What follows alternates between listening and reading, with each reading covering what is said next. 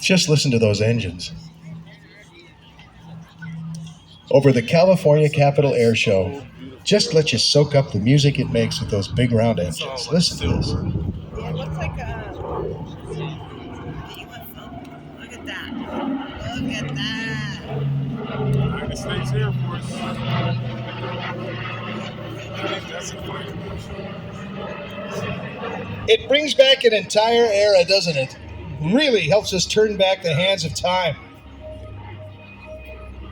Propeller-driven four-engine airliner built by Lockheed Corporation starting in 1943.